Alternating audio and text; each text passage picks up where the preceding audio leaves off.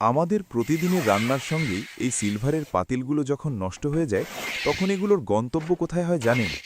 এগুলো কিন্তু চিরতরে হারিয়ে যায় না, বরং শুরু হয় এদের নতুন এক জীবনের রোমাঞ্চকর গল্প। নষ্ট পাতিলগুলো কারখানায় নিয়ে টুকরো টুকরো করে কাটা হয়। এরপর সেগুলো ফেলে দেওয়া হয় গনগনে আগুনে।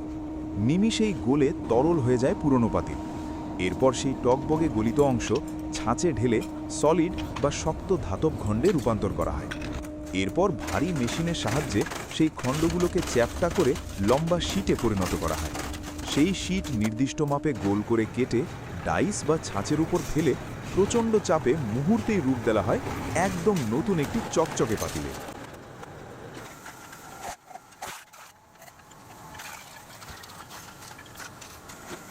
কাজ কিন্তু এখানেই শেষ নয়। এরপর এই নতুন পাতিলগুলোকে গরম পানিতে হিট দিয়ে আবার ঠান্ডা পানিতে ধুয়ে কড়া রোদে শুকিয়ে একদম নতুনের মতো ব্যবহারের জন্য পুরোপুরি প্রস্তুত করা হয়। এভাবেই ফেলে দেওয়া একটি নষ্ট জিনিস ফিরে পায় তার নতুন রূপ, হয়ে ওঠে আবারও ব্যবহারযোগ্য। আচ্ছা ভাবুন তো, এভাবে যদি কোনো পুরনো জিনিসকে নতুন করে রূপ দেওয়ার সুযোগ আপনার হতো, তাহলে আপনি কোন জিনিসটা নতুন করে গড়ে তুলতেন? কমেন্ট করে জানান এখনই।